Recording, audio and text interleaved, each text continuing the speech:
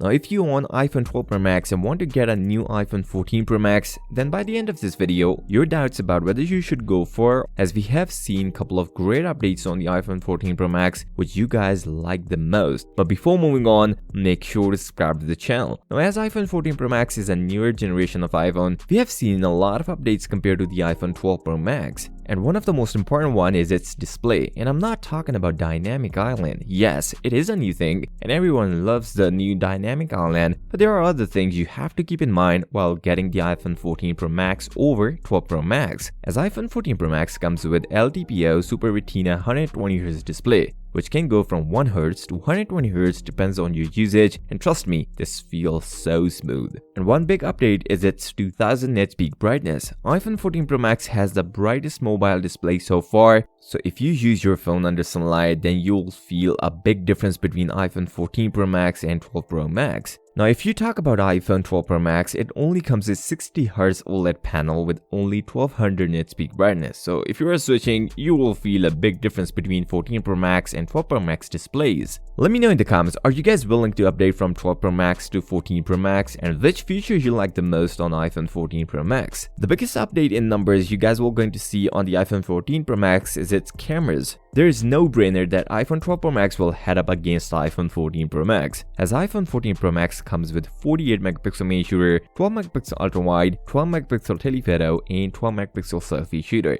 And iPhone 12 Pro Max comes with 12 megapixel main shooter, 12 megapixel ultra wide, 12 megapixel telephoto, and 12 megapixel selfie shooter. Now in iPhone 14 Pro Max, you guys will get a feature called ProRes, from which you can record 4K cinematic video at 24 FPS or 30 FPS, where you guys will not find this feature on the iPhone 12 Pro Max, and trust me, this works really well. Now battery is something you guys all concerned, as it is the most important one, where iPhone 14 Pro Max comes with bigger battery, 4323 mAh battery, and iPhone 12 Pro Max comes with a much smaller 3687 mAh battery. Now there is a big difference in numbers, as in the real world these numbers reflect the screen on time on both devices, and if you have iPhone 12 Pro Max, you already use the peak of iPhone 12 Pro Max, so you may see less screen on time on iPhone 12 Pro Max. But if you don't use always on display on iPhone 14 Pro Max, then you guys can get straight on 11 hours of screen on time, and if you use always on display, it will consume a battery on iPhone 14 Pro Max. And now even Apple gave us another feature to dim the always on display and only display the time and notifications just like Android smartphones. If you're curious about the performance of both devices, keep this thing in mind. If you are a normal person who don't get into a lot of details, you don't feel much difference in performance of both a 14 Bionic chipset on iPhone 12 Pro Max and a 16 on iPhone 14 Pro Max. But the difference you will feel from its display, which will running at 120Hz instead of 60Hz on iPhone 12 Pro Max. So if you need smooth, better gameplays, then you have no other choice but to go for iPhone 14 Pro Max, or you can add another phone in a list, iPhone 13 Pro Max. The RAM and storage options are identical, we just get one added storage options on the iPhone 14 Pro Max, which is